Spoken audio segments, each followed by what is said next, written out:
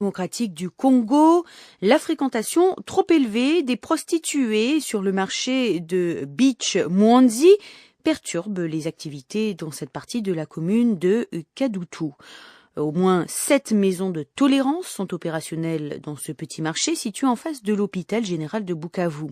Face à cette situation, le responsable du comité syndical de ce marché, Rigobert Bamba, tire la sonnette d'alarme. Reportage de Jody Kamuntu, notre correspondante à Bukavu. Tout le comité du marché Beach Mwanzi précise que la présence massive de ces femmes libres, auxquelles sont souvent associées les filles mineures, constitue un foyer d'insécurité dans ce marché. Souvent, ces femmes libres, accompagnées des hommes qui les courtisent, à majorité des voleurs et des enfants de la rue, se battent jusqu'à perturber les activités des vendeurs. Rigobert Bamba, le président du comité du dit marché, sollicite l'implication des autorités pour mettre fin à ces désordres. Il y a 3 façons que ces femmes nous amènent l'insécurité. La première façon, c'est le fait qu'elles se promènent en plein air nues et il y a des mineurs parmi ces femmes libres. La deuxième façon est que ces femmes libres-là, partout où elles se trouvent, il y a toujours des bandits incontrôlés qui se promènent avec ces femmes. Troisième étape, elles se battent à chaque instant. Ça mène à une insécurité. Au niveau du comité syndical, ça nous dépasse, mais nous sommes en train de réfléchir comment on peut initier un plaidoyer auprès des autorités compétentes pour mettre fin à cette situation-là. Le phénomène est amplifié par la multitude des maisonnettes, des hôtels, des bars, des bistrots et des maisons de tolérance à cet endroit. Toutes ces maisons sont également à la base des tapages nocturnes et diurnes dont sont victimes les familles qui habitent à côté de ce marché et surtout l'hôpital général de référence de Bukavu. Le Beach Mwanzi connaît une grande activité commerciale car là accostent les bottes et certains bateaux en provenance de Goma et de l'île d'Idjui. Bukavu, Jody Kamuntu, La Voix de l'Amérique. Nous restons en République démocratique du Congo où l'affaire Chebeya continue de faire des remous. Plusieurs hauts responsables d'entreprises d'État ont déjà été suspendus dans le cadre de cette affaire. C'est le cas de l'inspecteur général de la police nationale, le général John Numbi, qui continue de purger sa suspension 3 ans après les faits. Il est accusé d'avoir organisé l'assassinat de Floribert Chebeya et de son chauffeur, 2 militants des droits de l'homme en juin 2010. Pourtant, le général John Numbi n'a jamais été ni poursuivi, ni inculpé, et encore moins condamné par la justice. Selon les organisations des droits de l'homme, le gouvernement de la RDC serait embarrassé à l'idée de le réhabiliter, mais le hic, c'est que la suspension en droit congolais ne pourrait dépasser plus de 3 mois. Un reportage de notre correspondant à Kinshasa, Cyril Milondou. Le président de l'Association africaine des droits de l'homme, maître Jean-Claude Katende, y voit une situation embarrassante pour le gouvernement congolais de le réhabiliter. C'est embarrassant pour le gouvernement de notre pays. On ne peut pas suspendre une personnalité de cette trempe-là éternellement. Et surtout que pour ce qui les concerne, c'était une mesure conservatoire pour les enquêtes. Et donc, si on a estimé que tout compte fait, M.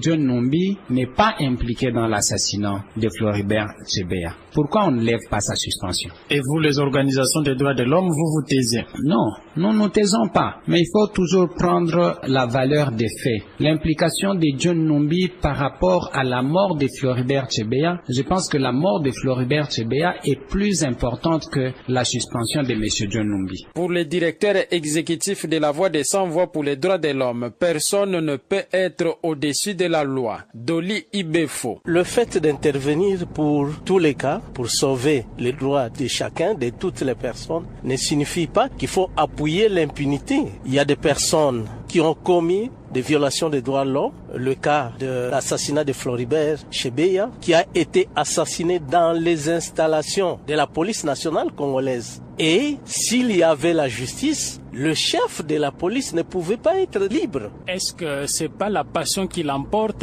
face à la défense des droits de l'homme? Non, ce n'est pas la passion, mais seulement nous voulons qu'il n'y ait pas de personnes qui sont au-dessus de la loi et d'autres qui peuvent être poursuivies par la loi. Nous ne disons pas qu'il faut directement les condamner. nous voulons qu'ils viennent nous expliquer au procès et que la justice puisse dire la vérité. Ce n'est pas la passion, ce n'est pas l'acharnement. 3 ans après, Maître Paty Joseph Lendo pense qu'une suspension ne peut aller au-delà de 3 mois en droit congolais. En droit administratif, il faut distinguer la suspension mesure conservatoire qui n'est pas encore une sanction d'avec la suspension qui procéderait d'une action disciplinaire bien précise. Le cas du général Numbi, si j'ai bien compris, il a été suspendu par pure mesure conservatoire. Ne peut-il pas aller en justice contre l'État congolais? Mais bien sûr que oui, il est citoyen congolais, il est nanti des mêmes droits que vous et moi. Il n'est pas sous-citoyen du fait de ce qu'on lui reprocherait.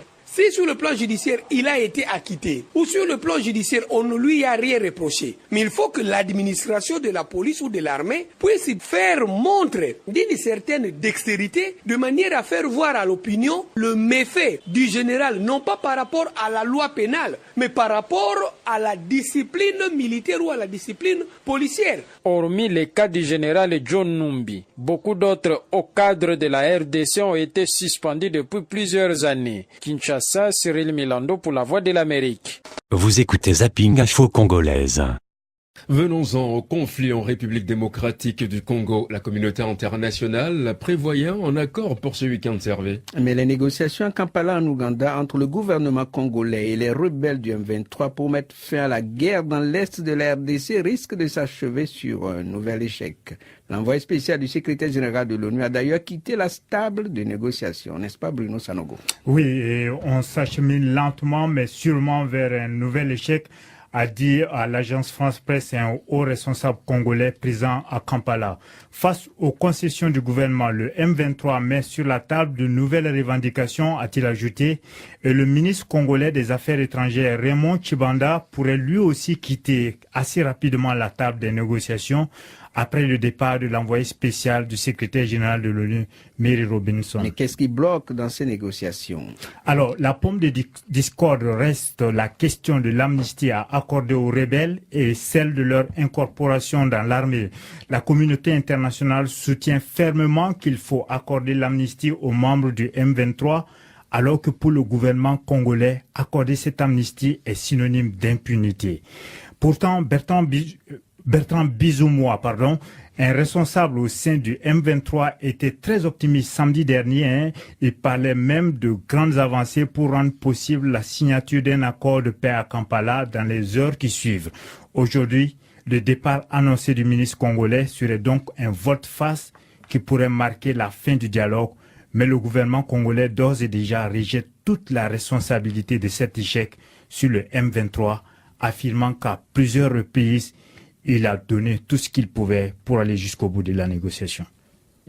Merci beaucoup à vous donc Bruno Sanogo pour ces détails sur les négociations de Kampala entre le gouvernement congolais et les rebelles du M23. Et puis la présidente de la commission de l'Union africaine, Nkosazana Dlamini Zuma, poursuit sa visite en République démocratique du Congo où elle est arrivée hier. Cette visite de 3 jours est destinée à donner un coup de fouet aux efforts de pacification dans l'est du pays. Cette première visite de la présidente de la Commission de l'Union africaine se situe dans le cadre de la mise en œuvre de l'accord cadre d'Addis Abeba signé le 24 février 2013 par les 11 pays de la CIRGL, la conférence internationale sur la région des Grands Lacs. Selon cet accord, la RDC s'engage notamment à appliquer des réformes internes concernant la refonte des services de sécurité et d'importants changements politiques comme l'épineux processus de décentralisation. Harry. C'est vrai, on fait un tour au Mali. Absolument, le Mali. Vous écoutez Zapping Info Congolaise.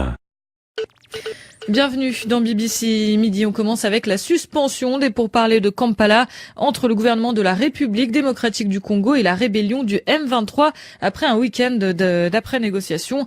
Pour en parler, nous sommes en direct avec notre correspondante Maud Julien à Kinshasa. Bonjour Maud. Bonjour. Alors sur quoi butent les négociations entre le M23, les autorités congolaises et les médiateurs ? Alors, chacune des deux parties a sa version de la raison du blocage. Pour le M23, c'est la délégation gouvernementale qui a quitté la salle des négociations après avoir refusé d'adresser la parole à certains membres de la délégation rebelle, tandis que le gouvernement affirme, lui, que la médiation ougandaise a annoncé la suspension des pourparlers faute de progrès. Donc, malgré des avancées ce week-end, les positions des deux parties sont en fait encore trop éloignées et les discussions ont bloqué notamment sur la question du sort des commandants du M23. Vianney Kazarama, le porte-parole militaire de la rébellion, confirme que la délégation du M23 a refusé la dernière proposition mise sur la table des négociations par la médiation, proposition qui prévoyait un exil pour les principaux chefs rebelles du mouvement.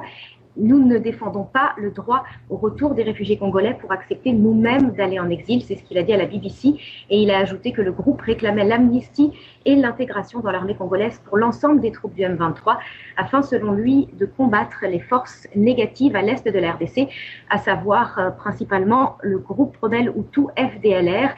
Mais côté gouvernement, pas question d'aller plus loin que l'offre déjà sur la table. De retour à Kinshasa, le ministre des Affaires étrangères, Raymond Tshibanda, a dénoncé des interlocuteurs rebelles moins déterminés que le gouvernement à aboutir. Il a ajouté que la délégation gouvernementale souhaite tout de même poursuivre les négociations. Et alors, est-ce que ce blocage des négociations pourrait pousser à la reprise des violences dans l'est du pays ? Oui, malgré ces déclarations du ministre qui souhaite poursuivre les discussions, de nombreux observateurs craignent maintenant une reprise des violences dans le Nord Kivu. Dans un communiqué ce matin, les émissaires internationaux pour la région des Grands Lacs ont appelé le M23 à cesser toute violence. Le groupe a tiré sur 2 hélicoptères de la MONUSCO en l'espace de quelques jours. Et ils ont exprimé leur inquiétude face à la volatilité de la situation sur le terrain. Le M23 a accusé les FARDC de se réarmer, de se repositionner sur l'axe Goma-Kibumba, tandis que des membres de la société civile au Nord Kivu et des déplacés rapportent que le M23 renforcerait ses positions sur l'axe Kibumba-Kiwanja, faisant craindre effectivement une reprise des violences. Merci Maud Julien. Vous étiez donc en direct de Kinshasa dans BBC Midi. Le début de nouvelles. Vous écoutez Zapping Info Congolaise. Le Conseil de sécurité de l'ONU, qui a effectué récemment une mission dans la région des Grands Lacs, a discuté de la situation sécuritaire dans l'est de la RDC et des pourparlers de Kampala, demandant au gouvernement congolais et au M23 de conclure les discussions. Kinshasa a dit à la presse que ces négociations étaient suspendues, mais Roger Lumbala, chef de la délégation adjoint du M23 à Kampala, a dit à la Voix de l'Amérique que la délégation gouvernementale s'était soudainement retranchée en déclarant qu'elle ne voulait pas négocier personnellement avec lui. Nous sommes à la suspension suite à la position du gouvernement de Kinshasa de récuser M. Roger Lumbala. C'est au grand étonnement de tous les membres de la délégation du M23. Hier, nous avions mis en place 3 commissions. La première commission a travaillé sur les aspects politiques et elle avait déjà avancé. Et puis ensuite, il y a eu la commission sécurité et la commission défense. Au moment où nous entrons dans la commission pour débattre avec la délégation de Kinshasa, nous avons vu que la délégation de Kinshasa a donné le mot d'ordre à tous ces délégués qui étaient dans cette commission défense de vider la salle. Heureusement, sur place, nous étions avec le président du M23, Bertrand Bisimwa. Monsieur Bisimwa leur a dit que s'il en était ainsi, on n'allait pas continuer à travailler. C'est ainsi que les membres de la délégation de Kinshasa ont claqué la porte. Quand bien même il y a eu l'intervention de monsieur Martin Kobler, de M. Toumba Louaba, qui est le secrétaire exécutif de la filière GL, et du ministre ougandais, M. Kiyonga, qui ont été aussi stupéfaits. Tout ce que nous pensons, c'est parce que, tout simplement, j'ai fait l'annonce de la candidature à la présidence de la République en 2016, ce qui crée une panique du côté de la majorité présidentielle.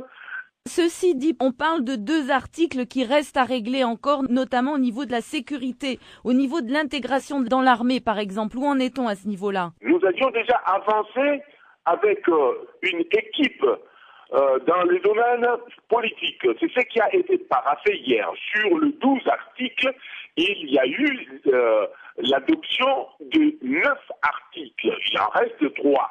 Mais compte tenu du blocage que nous avons connu hier, Le facilitateur a préféré qu'on paraphe quand même pour ce qui avait déjà été fait. Dans le domaine de la sécurité, rien n'a été traité, et dans le domaine de la défense, rien n'a été traité. C'était Roger Lumbala, délégué du M23 aux négociations de Kampala. Le ministre des Affaires étrangères congolais Raymond Tshibanda est rentré à Kinshasa. Aucun responsable de la délégation gouvernementale n'était joignable jusqu'ici. Les deux parties s'accusent régulièrement d'être responsables des blocages au niveau des négociations de Kampala. D'autre part, suite à la visite en RDC de la représentante spéciale de l'ONU pour la région des Grands Lacs, Mary Robinson, la représentante du secrétaire général sur la violence sexuelle dans les conflits, Zainab Awa Bangoura, a conclu son deuxième voyage en RDC en abordant le Sénat congolais sur cette question après avoir rencontré de nombreux officiels congolais. Sa section onusienne était en discussion au QG de l'ONU à New York lorsque j'ai contacté Innocent Zainda, chef de l'équipe d'experts des Nations Unies sur l'état de droit et violences sexuelles dans les conflits. Et au sein des discussions, en fait, c'était la question de Minova, comme vous savez, qui a fait couler beaucoup d'encre, ou après la retraite de forces armées de la RDC de Goma, après sa prise par les M23, il y a eu donc beaucoup de femmes qui étaient violées dans la localité de Minova. On a dû discuter de cela. Effectivement, on a eu à noter que le gouvernement congolais avait suspendu un nombre de commandants qui étaient en charge de ce secteur à l'époque là-bas, et il y a des efforts en cours en ce qui concerne des investigations. Mais effectivement, les différents défis liés au travail qui est en train d'être fait en termes d'investigation.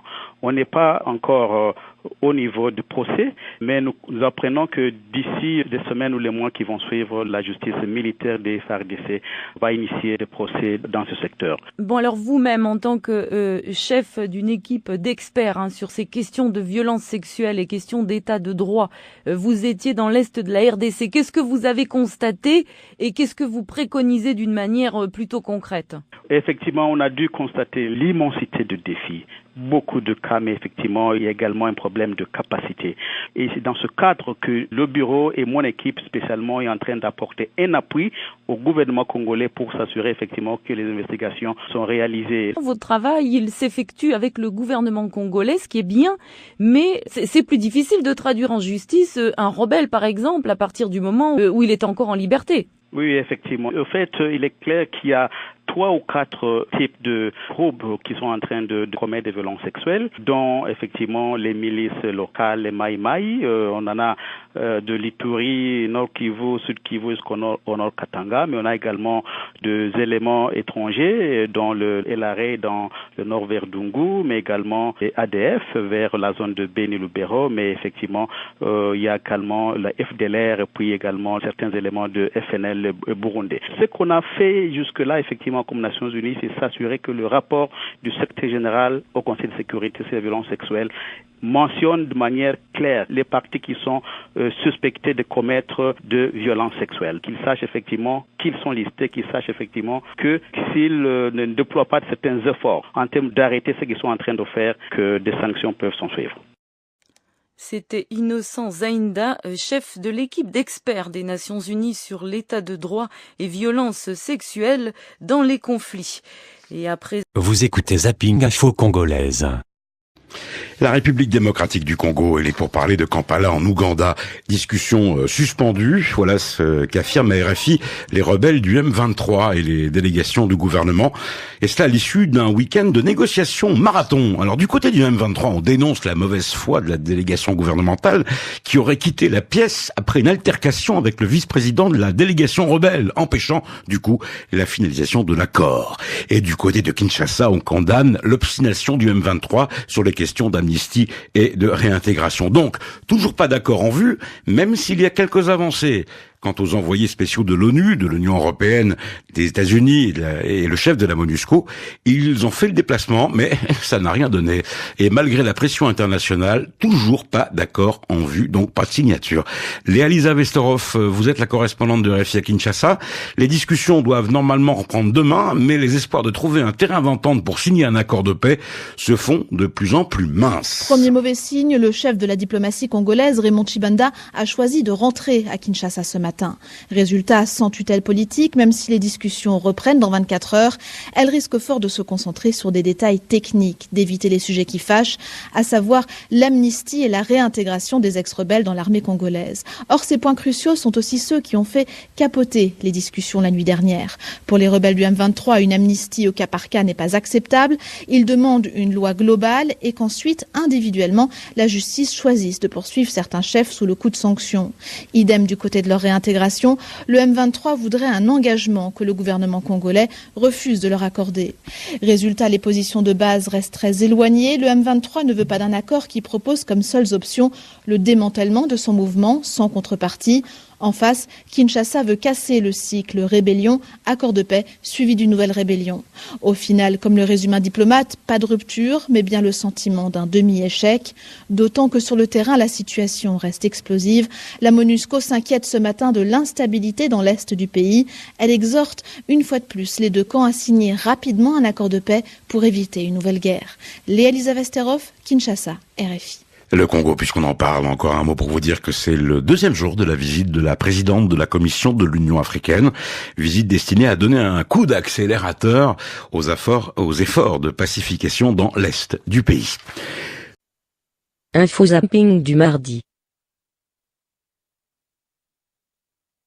En République démocratique du Congo, où les négociations, on vient de l'apprendre, ont été suspendues entre le M23 et Kinshasa. C'est ce qu'a déclaré le ministre congolais de la communication, Lambert Mende. Quant aux rebelles, le porte-parole parle, lui, d'un blocage. Les deux parties se rejettent mutuellement la responsabilité. Alors, pour évoquer donc cette suspension des pourparlers sur la RDC, nous avons en ligne notre correspondante sur place à Kinshasa, Maud Julien. Maud Julien, bonsoir, bienvenue dans ce journal. Alors, où en sommes-nous exactement? Pourquoi donc cet arrêt et des discussions? Qu'est-ce qui a bloqué à Kampala, Maud?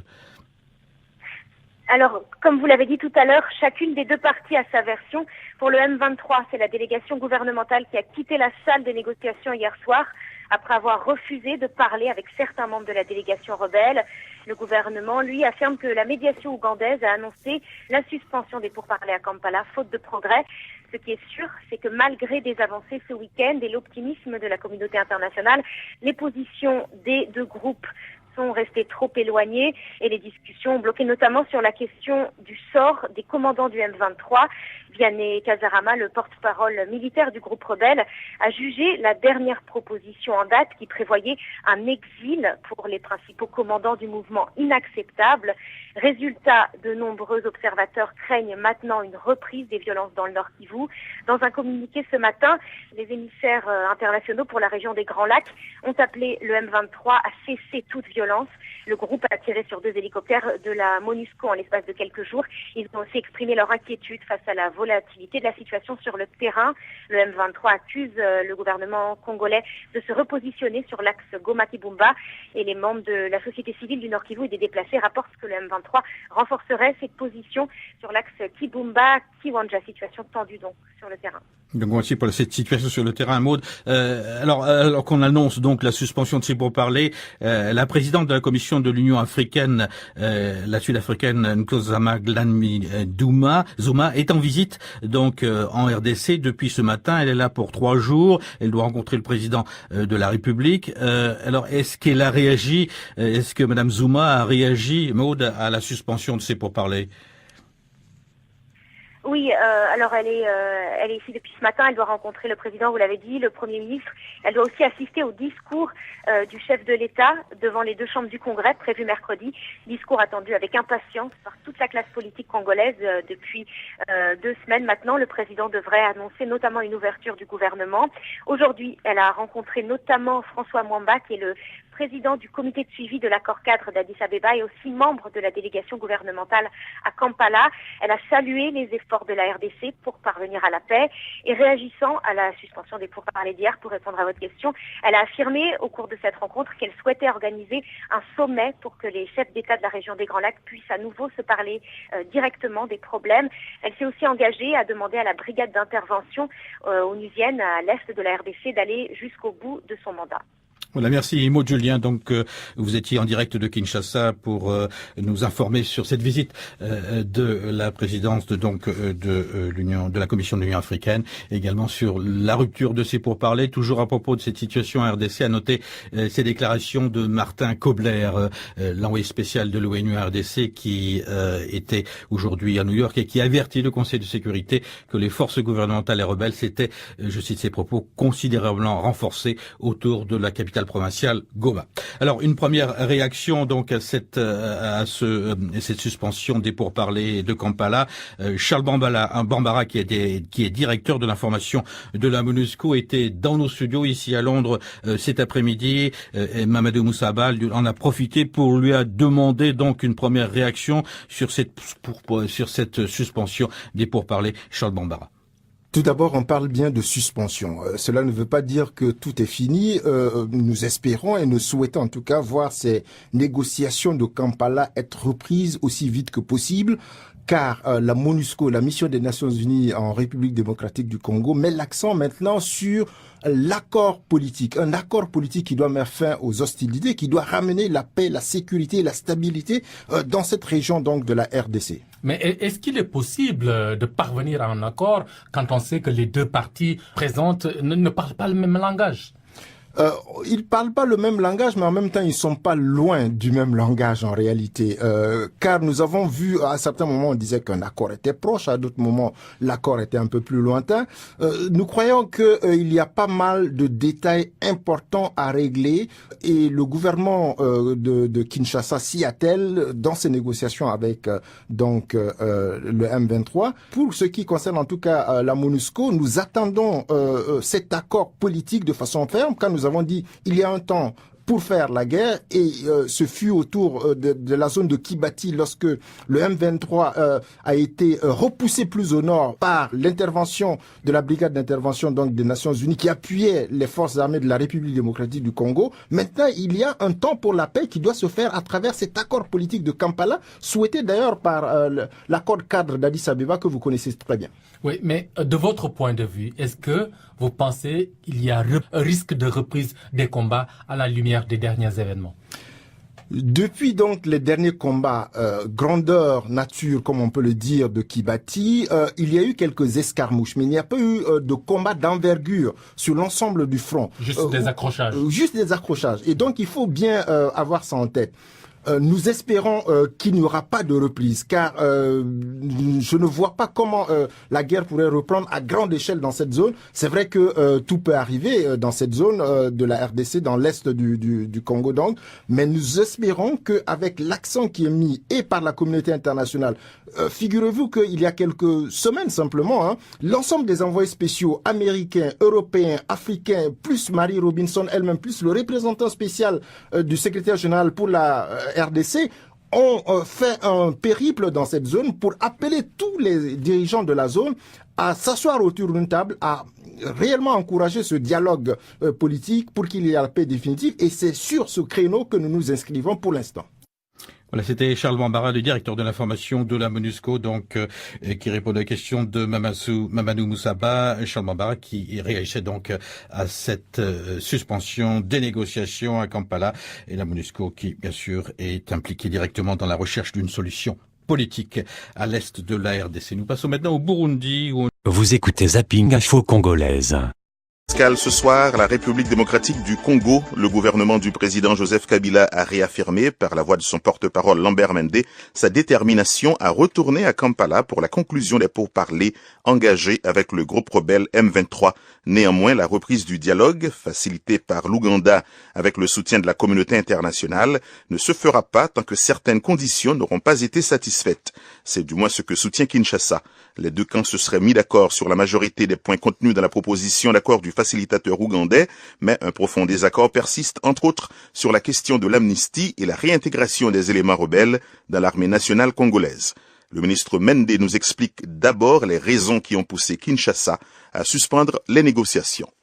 Les discussions à Kampala ont été suspendues depuis dimanche soir, mais nous n'avons pas pour autant mis fin à notre participation à ces discussions. Nous avons suspendu notre présence là-bas au niveau du chef de délégation, compte tenu de la tournure que prenaient les choses et qui constituait une sorte d'atteinte à des principes que nous avions bien tracés comme étant la ligne rouge. Quel principe? Le principe du respect de la constitution de notre pays dans toutes les conclusions qui sortiraient de ces discussions, notamment le fait que les crimes contre l'humanité, les crimes de guerre, le recrutement d'enfants soldats, les violences sexuelles ne sont pas éligibles à l'amnistie. Or, on voulait que nous accordions une amnistie générale et inconditionnelle aux éléments du M23. Ce n'est pas possible. C'était le souhait de qui, vous dites qu'on voulait? Le facilitateur, bien sûr. Il souhaitait également que nous puissions envisager la réintégration automatique de tous les membres du M23 dans les forces armées. Je ne sais pas pourquoi une telle idée lui est venue, dans la mesure où nous avons des lois qui limitent l'accès aux forces armées à des citoyens majeurs d'âge. Or, il y a des mineurs d'âge dans le M23. Les Nations Unies en ont témoigné. Nous avons limité l'accès à notre armée qui prévoit que la carrière militaire soit interdite à des personnes qui ne sont pas physiquement aptes. Il y a des gens inaptes au sein du M23.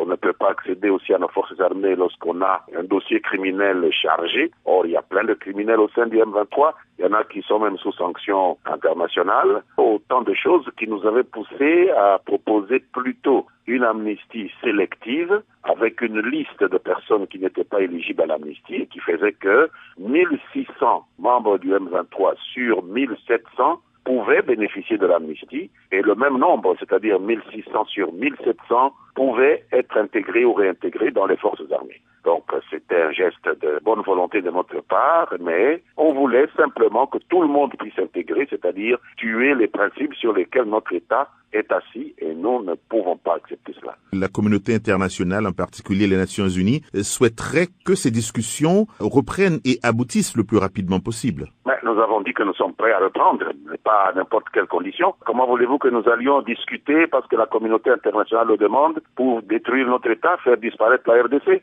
Nous serions quoi après ça? Pour faire plaisir à quelqu'un, il faut disparaître. Même l'amitié la plus profonde ne peut pas pousser quelqu'un à se suicider pour faire plaisir à un ami. Et la communauté internationale, si c'est les Nations Unies que vous parlez, elle nous soutient dans les exigences que nous avons d'écarter les criminels de notre armée et de les écarter aussi du bénéfice de l'amnistie. Je crois que vous devez être en contact, quand je dis vous, je parle du gouvernement de Kinshasa, avec les représentants de l'ONU dans la région. Quelle a été leur réaction après cette rupture des pourparlers? Très positive. Ils nous ont accompagnés jusqu'au bout. Ils ont été là tous les derniers jours et ils ont vu les mouvements de yo-yo du M23. Ils ont condamné le M23. Nous apprécions cela. Ils ont félicité notre bonne volonté. Nous apprécions cela aussi. C'est la première fois que ça arrive. Le ministre Lambert Mende. Hier, Roger Lumbala, chef adjoint de la délégation du M23 à Kampala, a dit à la Voix de l'Amérique que la délégation gouvernementale s'était soudainement retranchée en déclarant qu'elle ne voulait pas négocier personnellement avec lui. Vous écoutez Zapping Info Congolaise. La République démocratique du Congo à Kampala, toujours pas de signature en vue. Dans la nuit de dimanche à lundi, les pourparlers entre le gouvernement congolais et la rébellion du M23 ont été suspendus sans que les deux parties ne trouvent d'accord sur les points clés des discussions. Discussions qui doivent normalement reprendre aujourd'hui, mais les espoirs de trouver un terrain d'entente pour signer un accord de paix se font de plus en plus minces. Karim Lebourg, vous êtes à New York pour RFI. Que dit-on au siège de l'ONU? Dans le huis clos du Conseil de sécurité, les représentants de l'ONU en RDC et dans les Grands Lacs ont rejeté la responsabilité de l'échec de Kampala sur le M23. Martin Kobler et Mario Robinson ont confié que le M23 n'était manifestement pas prêt à conclure un accord avec Kinshasa et a fait traîner les négociations. Sur place, la force de l'ONU, la MONUSCO, s'attend maintenant à une reprise des combats. En fait, l'ONU constate déjà un renforcement militaire autour de Goma, aussi bien du M23 que des des forces gouvernementales. Si cette offensive se produit, ce sera un nouveau test pour la brigade d'intervention de l'ONU mise en place pour neutraliser les groupes armés dans l'est de la RDC. L'ONU maintient également la pression politique. Ban Ki-moon a appelé le Rwandais Paul Kagame et l'Ougandais Museveni pour leur demander de pousser le M23 à accepter un accord. Le président rwandais a également reçu un coup de fil du secrétaire d'État américain John Kerry. Karim Lebourg, New York RFI. Info zapping du mercredi. Le chef de l'État, Joseph Kabila, a annoncé ce matin devant le Parlement réuni en congrès la formation d'un gouvernement de cohésion nationale. Ce gouvernement aura pour mission, entre autres, le rétablissement de la paix et l'amélioration des conditions de vie de la population. Les participants aux concertations nationales approuvent les mesures annoncées par le chef de l'État, mais une partie de l'opposition, comme vous allez l'entendre, n'est pas tendre avec le discours de M. Kabila. Reportage à Kinshasa de notre correspondant Cyril Milandou.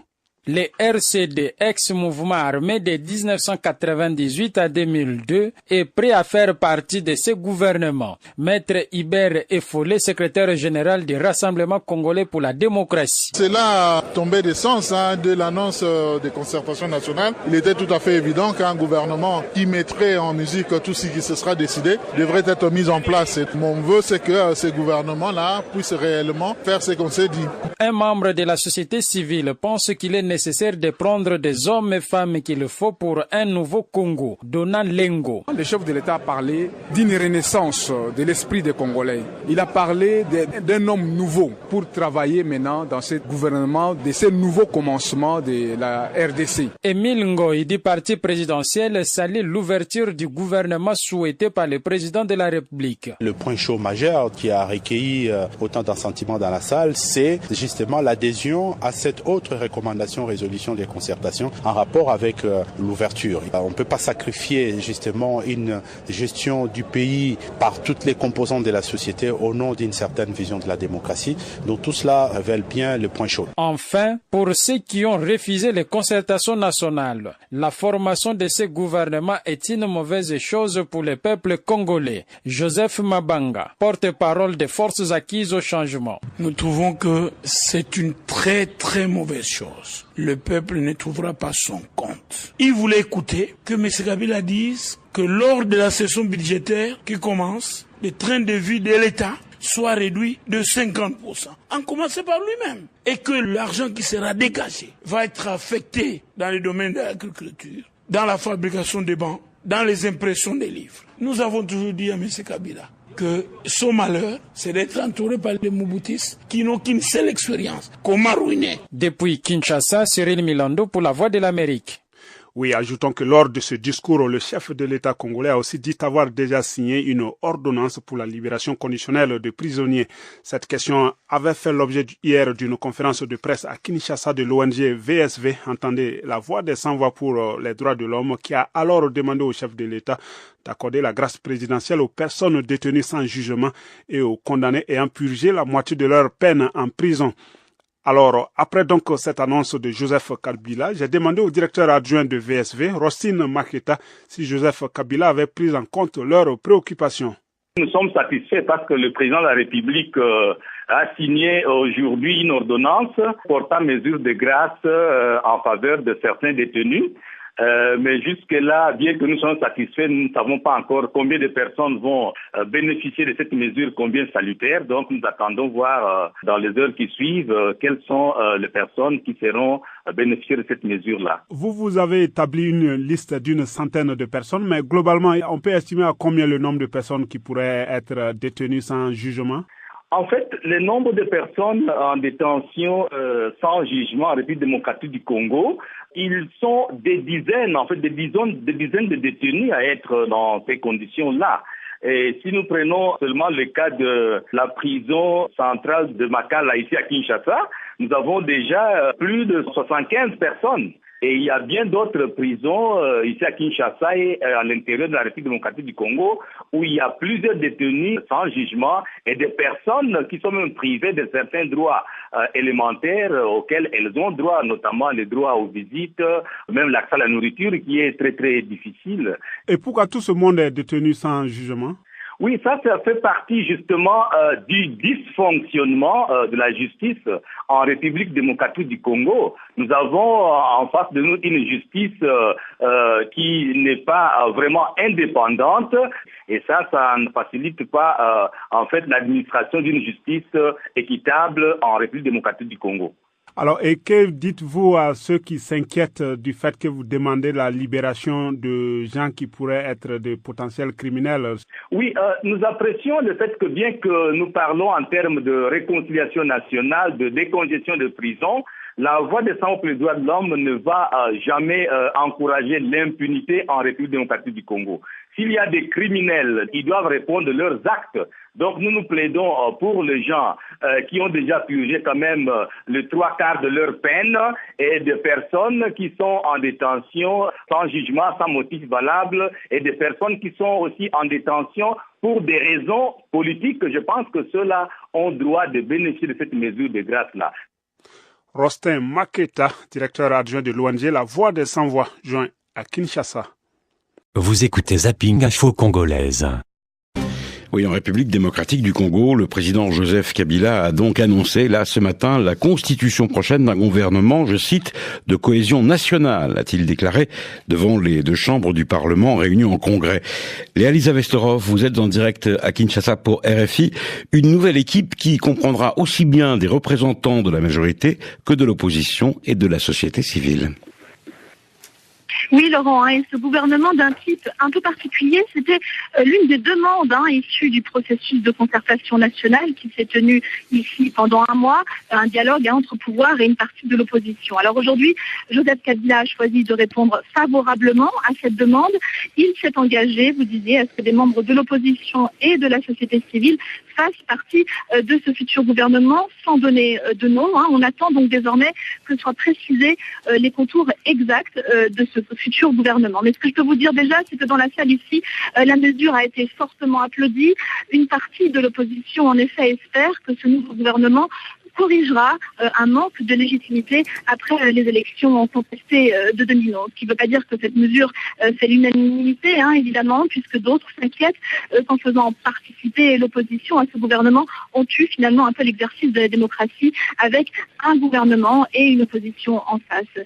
Bref, parmi les autres mesures importantes annoncées aujourd'hui, celle d'une série de grâces présidentielles, une autre demande de la société congolaise. Là aussi, on attend le détail pour savoir qui exactement pourra en bénéficier. Et puis Joseph Kabila a également donné son accord pour que la dépouille de Mobutu soit rapatriée au Congo, tout comme celle de Moïse Tshombi, l'ancien Premier ministre. Là encore, les applaudissements ont été très forts dans la salle lorsque cette mesure a été annoncée. Enfin, engagement pour un peu plus de parité dans les institutions de la République. Joseph Kabila a demandé à ce que désormais il y ait 30% de femmes sur les listes de chaque parti. Donc vous le voyez, beaucoup de mesures très différentes ont été annoncées aujourd'hui, une douzaine au total. Donc il va falloir voir maintenant comment elles seront mises en place. Alors Elisa, cette autre question, le président Kabila a-t-il également parlé de la situation qui prévaut dans l'Est du pays ? Oui, il a même tenu un discours très ferme en ce qui concerne la rébellion du M23, notamment. Joseph Kabila a parlé de la nécessité que tous les groupes armés rendent les armes au plus vite, volontairement, et que sinon le Congo n'hésiterait pas à le faire, à recourir à la force. Il a également rappelé que la République démocratique du Congo ne transigera pas sur l'amnistie. Il refuse d'accorder une amnistie aux rebelles ayant commis des crimes ou une amnistie aux rebelles ayant commis des crimes. Un discours robuste donc qui a été accueilli ici encore une fois par les applaudissements. Léa-Lisa Vesterhoff en direct à Kinshasa pour Info zapping du jeudi. Partons maintenant en RDC. L'UNC, parti d'opposition ayant boycotté les concertations nationales, a rejeté toute participation au gouvernement. Cette annonce intervient alors que le président Joseph Kabila a fait part devant le Parlement de la formation prochaine d'un gouvernement de cohésion nationale. Le président congolais n'a toutefois pas précisé s'il comptait maintenir à la tête du cabinet le Premier ministre Augustin Matata Ponyo. Le député UNC Jean-Baudouin Mayo Mambeke avait initié une motion de défiance contre le Premier ministre. L'opposition reproche à Matata Ponyo d'interférer dans la justice et d'avoir modifié et exécuté à sa guise la loi budgétaire. En refusant une transition de fait, le parti de Vital Kamerhe dit ne pas vouloir donner à M. Kabila l'opportunité de repousser l'échéance de son mandat au-delà de 2016, date des prochaines élections, a dit à Nathalie Barge Jean-Baudouin Mayo Mambeke, secrétaire interfédéral de l'UNC pour la ville-province de Kinshasa. J'avais lancé la motion de censure contre le Premier ministre. L'objectif n'était pas de violer la Constitution, c'est-à-dire faire partir le gouvernement Matata pour le remplacer par un gouvernement non assis sur une majorité à l'Assemblée nationale. L'option du gouvernement de cohésion nationale viole la Constitution. Nous sommes en démocratie, il faut bien qu'il y ait une majorité qui gouverne et une opposition qui apporte une critique constructive et qui prétendent à l'alternance. Donc pour nous, il est question qu'en 2016, on fasse le bilan du gouvernement Kabila de 2011 à 2016 pour que nous puissions voir s'il a bien travaillé ou il a mal travaillé. Et comme il a mal travaillé, lui-même vient de le reconnaître par son discours, il faudra bien qu'il parte avec sa majorité et que le peuple puisse la remplacer par une nouvelle majorité. Vous voulez dire par là que l'UNC n'accepterait pas de participer à un gouvernement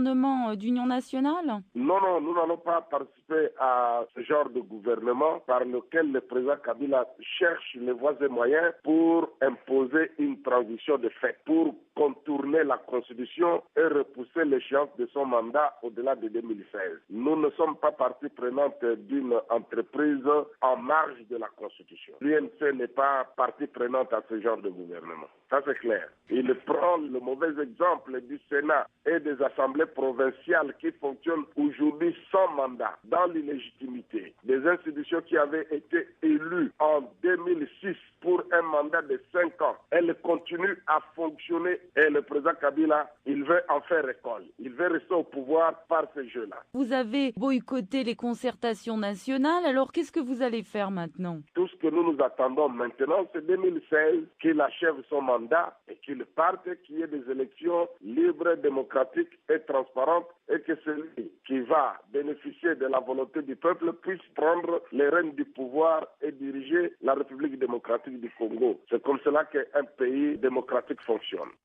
Jean-Baudouin Mayo Mambeke, secrétaire interfédéral de l'UNC pour la ville-province de Kinshasa. Vous écoutez Zapping Info Congolaise. La République démocratique du Congo et la fin des concertations nationales, ça fait 2 semaines que c'est terminé maintenant. Il s'agissait de discussions entre le pouvoir et une partie de l'opposition, et puis Joseph Kabila, qui s'est adressé hier au Congrès pour annoncer une série de mesures. Le chef de l'État a annoncé la constitution prochaine d'un gouvernement de cohésion nationale. Léa Elisabeth Storov, vous êtes à Kinshasa pour RFI. La prochaine équipe gouvernementale devrait donc être ouverte à tous. Un nouveau cabinet. On dit quoi chez vous? Pour les 900 participants aux concertations nationales, nommer un nouveau gouvernement était une nécessité. L'espoir que cette nouvelle équipe soit plus représentative de la volonté des Congolais, surtout après les élections très contestées de 2011. Corneille Boulomba, cofondateur du parti de l'opposition UDPS. Nous vivons une situation particulière où nous avons un Sénat qui est hors mandat de 2 ans, donc qui souffre d'un problème de légitimité. Nous avons des assemblées provinciales, des gouverneurs qui sont hors mandat depuis 2 ans, donc qui souffrent d'un problème de légitimité. Nous avons les élections de novembre 2011, dont les députés sont contestés. Alors qu'est-ce qu'on fait? On reste dans cet environnement ou on fait autrement? Faire autrement, c'est l'idée de ce nouveau gouvernement qui promet d'intégrer des représentants de la société civile et de l'opposition.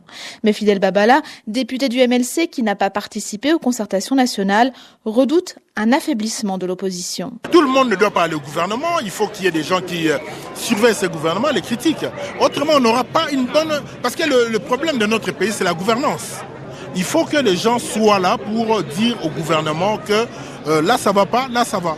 Et cette personne-là, c'est l'opposition. Il faut qu'il y en ait. Une opposition divisée donc sur la stratégie à suivre. Aucune nomination officielle encore, mais les tractations pour le prochain gouvernement ont commencé. Dans l'entourage du Premier ministre, on assure que c'est le chef du gouvernement actuel, Matata Ponyo, qui sera reconduit pour mener la nouvelle équipe. Léa Elisabeth Storov, Kinshasa, RFI. Info zapping du vendredi. Dans l'est de la République démocratique du Congo, les combats ont repris ce matin entre forces gouvernementales et rebelles du M23. Des violences ont été signalées notamment dans la localité de Kibumba, c'est à 30 km au nord de Goma. Les échanges de tirs ont commencé tôt, vers 3 heures du matin, et se poursuivent encore apparemment. La population locale fuit les combats, se dirige vers les villages frontaliers du Rwanda, au moment où les pourparlers de Kampala sont au point mort entre le gouvernement congolais et les rebelles. Les deux camps se rejettent mutuellement la responsabilité de cette reprise des hostilités. Depuis Goma, des précisions avec Paulin Bachangezi.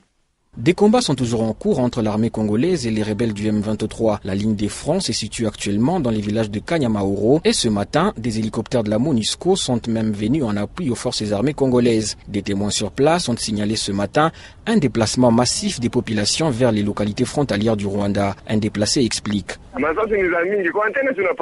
Il y a beaucoup de crépitements de balles à Kibumba. L'armée et les rebelles se battent, on ne sait pas pourquoi. Maintenant, là, nous fuyons vers un endroit qu'on appelle Chié parce que les rebelles du M23 sont positionnés dans les collines du Evu. On veut aller vers le village de Kachié, à la frontière avec le Rwanda, mais nous ne traverserons pas la frontière. Nous avons peur d'aller au Rwanda. Du côté de la rébellion du M23, son porte-parole affirme que les combats de ce matin sont une réponse à l'attaque par l'armée congolaise de ses positions à 20 km au nord de Goma. Amani Kabasha affirme par ailleurs que ces affrontements font suite aux récentes déclarations du président Kabila au Congrès sur son mouvement. Nous sommes attaqués par M. Kabila. Lors de son discours devant le Congrès, il a affirmé que les FARDC se sont beaucoup renforcés et que désormais, il n'y aura plus de place pour le dialogue avec le M23. Aussitôt que les pourparlers de Kampala se sont interrompus, il nous attaque. Depuis ce matin, plusieurs éléments des FARDC, en coalition avec les FDLR, ont attaqué nos positions. Des déclarations qui réfutent le colonel Olivier Amouli, porte-parole de l'armée congolaise. Il accuse pour sa part le M23 d'être à l'origine des combats et demande aux combattants rebelles de déposer les armes. Nous avons été attaqués par les rebelles du M23 et nous combattrons jusqu'à ce qu'ils déposent les armes. Qu'ils le veuillent ou non, nous allons les combattre. Nous en profitons pour demander à ces combattants de se rendre. Nous allons les accueillir. Nous demandons aux combattants étrangers au sein du M23 de rentrer chez eux et que chacun respecte les frontières de son voisin. Entre-temps, dans la ville de Goma, la population observe. Paulin Bachungezi, Goma, pour la Deutsche Welle. Vous écoutez Zapping Info Congolaise. Sur le Congo-Brazzaville, l'appel de retour au pays, lancé mercredi par le président congolais Joseph Kabila, a provoqué de vives réactions auprès des réfugiés de la RDC installés à Brazzaville. Ils disent attendre des signes forts. En l'état actuel des choses, ils ne peuvent pas rentrer dans leur pays. Reportage à Brazzaville de notre correspondant Nguela Ngoussou. Le président, il a dit que les réfugiés doivent rentrer au pays. Mais nous ne sommes pas rassurés. Puisque, par exemple, comme moi, je suis réfugié politique. Sans sécurité, je ne sais pas, je ne me sentirai pas en sécurité là-bas. Je ne suis pas rassuré du tout. Ah, ça nous surprend, on ne peut pas y retourner. Il y a des Koulouna qui sont là, ils ne parviennent même pas à les maîtriser. Et nous, comment est-ce qu'ils peuvent nous maîtriser? Ça ne va pas y aller, ça ne va pas. Les 330 familles de demandeurs d'asile de la RDC à Brazzaville disent non à un retour imminent au pays. Selon Jacques Ntabarouchoa, à la tête de ces réfugiés politiques, les conditions sécuritaires ne sont toujours pas réunies. Dans l'état actuel des choses, il est difficile de dire à un réfugié de retourner dans un pays où une partie de ce territoire est occupée par des faux étrangers et par l'insécurité qui règne un peu partout. Quand nous voyons ce qui se passe à l'est du pays, quand nous voyons l'insécurité au sein de notre capitale même, il est impossible de dire à un réfugié de retourner chez lui. Nous aimerions voir le régime devient un régime responsable qui assume la sécurité de ses citoyens. Même son de cloche chez les ex-soldats de Mobutu arrivés à Brazzaville depuis la chute de leur chef en 1997. Saluant la mesure de rapatriement des restes mortels du maréchal Mobutu, le porte-parole des ex-phases installé à Brazzaville, le lieutenant Pascal Oyenga, estime que Kinshasa devrait être plus dignement le retour de ses soldats. Pour le lieutenant Loyenga, la RDC ne peut pas envisager la professionnalisation de son armée sans prendre en compte des effectifs bien formés des ex-phases exilés dans les pays voisins. Nguela Ngoussou, Brazzaville, la voix de l'Amérique. Le dernier discours du président de la RDC continue donc de susciter des réactions. Écoutons le point de vue des habitants de Bukavu, dans le sud Kivu, au micro de notre correspondance Jolie Kamuntu. Je n'ai rien appris de ce discours et je n'attendais rien. Tout ce qu'il a dit, c'était déjà connu, c'était déjà ressorti dans les concertations, soi-disant concertations. Il a mis au moins la population et les députés devant leurs responsabilités. Il a promis qu'il va essayer au moins d'améliorer le social du peuple congolais. Donc nous demanderons qu'il mette maintenant en place des mécanismes devant permettre l'effectivité de toutes les promesses qu'il avait faites. Le président de la République a cette prérogative constitutionnelle de mettre en place le gouvernement. Il a répondu à une exigence constitutionnelle. Il n'a pas répondu aux attentes des Congolais. Le pays traverse des crises terribles sur tout le plan, mais il n'a apporté aucune réponse. Il a parlé de M23. C'est pas seulement le groupe armé M23 qui existe dans ce pays. Il y a plusieurs factions de groupes armés. C'est vraiment des discours en français bien fignolés. Donc, c'est-à-dire qu'on a juste apprécié que notre président est éloquent. Mais qu'est-ce qu'on doit attendre de lui? Il a parlé d'un gouvernement d'union nationale. Ça, c'est une façon de pérenniser son pouvoir. Je suis vraiment désolée. Je suis vraiment déçue également. Il n'y a pas eu d'avancée dans le discours du président. C'est du déjà entendu. Vous écoutez Zapping Info Congolaise. En titre, en République démocratique du Congo, les rebelles du M23 et l'armée congolaise s'accusent mutuellement d'être à l'origine des attaques qui ont débuté, là, en début de journée, près de Goma, dans l'est du pays. Léa-Lisa Westerhoff, vous êtes la correspondante de RFI à Kinshasa, vous êtes en direct. La brigade d'intervention, Léa-Lisa, de la MONUSCO, c'est-à-dire la mission de l'ONU, veille de près, mais n'est pas encore intervenue. En effet, Laurent, la mission de l'ONU au Congo fait état de renforts envoyés à la fois sur la base permanente de Munigi, qui se trouve à une dizaine de kilomètres de la ligne de front, et plus en avant, juste derrière les forces armées congolaises, 200 hommes ont été déployés. Par ailleurs, des hélicoptères de l'ONU survolent la zone de combat, mais pour le moment, vous le dites, la MONUSCO n'a fait que se positionner et observer. L'idée, c'est de verrouiller absolument l'accès à Goma, car la capitale du Nord Kivu se trouve à une vingtaine de kilomètres plus au sud de cette zone de combat. Des combats qui se poursuivent depuis ce matin, depuis plus de 8 heures donc, et donc il est difficile d'évaluer l'intensité, car sur le terrain, la situation est toujours assez confuse et extrêmement fluctuante. Certaines sources parlent de tirs d'obus. Selon le porte-parole de l'armée rwandaise, notamment 3 obus sont tombés au Rwanda, une information que la MONUSCO refuse de confirmer pour le moment. Seule certitude, tout cela est évidemment extrêmement mauvais signe, alors que les pourparlers de Kampala, les pourparlers de paix sont toujours en cours et doivent officiellement reprendre dimanche. Dans un communiqué, le M23 a accusé le gouvernement de Kinshasa de se livrer à un véritable sabotage du processus de paix, une accusation que les autorités congolaises renvoient à leur adversaire, Laurent. Elisabeth Steroff en direct à Kinshasa. Le Congo, puisqu'on en parle, il y a 24 heures, le président Kabila a annoncé devant le Parlement, réuni en congrès, une mesure de grâce collective. Et parmi les promesses faites par le chef de l'État figure le rapatriement de la dépouille mortelle de l'ancien président Mobutu. Sa tombe se trouve au Maroc, au cimetière chrétien de Rabat, le Maroc où il avait fui après avoir été renversé par Kabila père. Au milieu des sépultures des anciens colons et des soldats français des 2 guerres mondiales, le petit mausolée de l'ancien maître du Zaïre est un rendez-vous obligé pour les Congolais présents au Maroc. Léonard Vincent, vous êtes sur place pour RFI, votre reportage en 3 dimensions. Bon, c'est ici qu'on a enterré Mobutu. Lino a mis 2 ans pour traverser l'Afrique, à pied, de Kinshasa au Maroc. Devant lui, le modeste petit temple de marbre noir et blanc, frappé des initiales de son ancien président, mort en exil à Rabat en 1997. Il a fait 32 ans de règne, sans partage, ça il faut le dire. Mais pour le Congolais, vraiment, son passage nous a marqué. Il avait certes le charisme, mais c'est ce que nous reprochons, le Congolais, c'est la gestion. Parce qu'il avait bien géré le pays, il ne serait jamais enterré d'abord ici, et dans ces conditions. Feutre noir sur le crâne, costume de ville et cravate, Gilbert, lui, est venu en touriste admiratif, flanqué de sa femme et de son frère. Et nous avons estimé utile de visiter ce site parce que c'est un des grands hommes qui ont marqué l'histoire de notre sous-région, et sinon de l'Afrique en général. Mélino rappelle que sous les imposants palmiers à l'ombre des cyprès, d'autres Africains plus anonymes reposent dans le cimetière chrétien. Et aussi les immigrants qui meurent, on les enterre ici. Si même moi-même je meurs ici, on va m'enterrer ici, à côté de Mobutu.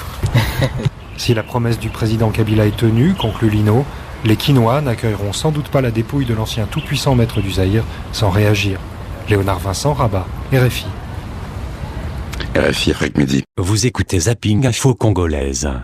Au combat depuis la nuit dernière dans le Nord Kivu, l'armée congolaise et les rebelles du M23 s'accusent mutuellement d'avoir attaqué l'autre camp près de Kibumba, une quinzaine de kilomètres de Goma. Une tension qui intervient après la suspension il y a quelques jours des négociations de Kampala entre le gouvernement congolais et le mouvement du 23 mars. Sur ces combats, écoutons tout d'abord le lieutenant-colonel Olivier Amouli. Il est le porte-parole de l'armée congolaise dans le Nord Kivu. Depuis que les M23 nous ont attaqués tôt le matin, jusqu'à maintenant, nous sommes en train de nous battre. Donc, on n'a pas encore arrêté. Et nous continuons toujours à consolider nos positions. Et les FARDC, les vaillants soldats FARDC tiennent très bon. Et nous sommes en train de nous battre entre Kibumba et Kanyamaoro. Nous sommes avec la MONUSCO sur le terrain. C'est le M23 qui a attaqué. Vous savez très bien que nous avions des informations à travers même les mécanismes conjoints de vérification qui avaient le renforcement des positions du M23 et tout le monde le savait. Et tout récemment, même l'ONU a accusé le M23 d'être à la base du blocage des négociations à Kampala. Et donc, c'est eux qui ont commencé à nous attaquer. Et nous, en tant qu'armée, nous ne devons pas croiser les bras, nous devons nous défendre. Et le cas échéant, de lancer une poursuite au-delà de nos positions. Le lieutenant-colonel Olivier Amouli, porte-parole de l'armée congolaise dans le Nord Kivu. Écoutons à présent la réaction d'Amani Kabacha, porte-parole du M23. Kibumba est toujours sous contrôle du M23. Les forces gouvernementales, les FARDC, ont attaqué nos positions de Kanyamaoro. Depuis 4 heures du matin, ils ont envoyé des troupes au sol, l'infanterie. Vers 10 heures, ils ont décroché et à partir de ce moment-là, ils ont utilisé l'artillerie lourde et les hélicoptères pour bombarder nos positions. Et vers 16 heures, ils ont encore envoyé d'autres troupes au sol et nous les avons défaits. Jusqu'à ce soir, ils ont continué à bombarder nos positions. Ils n'ont pas avancé d'un seul pas. Qu'en est-il de cette lettre envoyée par le président du M23, Bertrand Bisimwa, au président ougandais Yoweri Museveni, avec notamment certaines demandes concernant Laurent Nkunda ou encore le retour des réfugiés congolais au Rwanda? C'est tout à fait normal. Laurent Nkunda, il est congolais, il doit rentrer dans son pays conformément à la Constitution. Et notre Constitution n'accepte pas d'envoyer les Congolais en exil forcé. Cela a été le cas de Laurent Nkunda. En 2009, quand le gouvernement congolais avait signé un accord avec le gouvernement rwandais et la communauté internationale, ils avaient dit que Laurent Nkunda était le problème à l'est de la République démocratique du Congo. Il fallait les mettre à côté. Et 4 ans après, je pense que nous nous sommes rendus compte que ce n'était pas lui le problème se trouvait ailleurs. Les problèmes se trouvent au sein même du gouvernement congolais qui n'arrive pas à respecter ses engagements. Amani Kabacha, porte-parole du M23, il était joint à Bunagana comme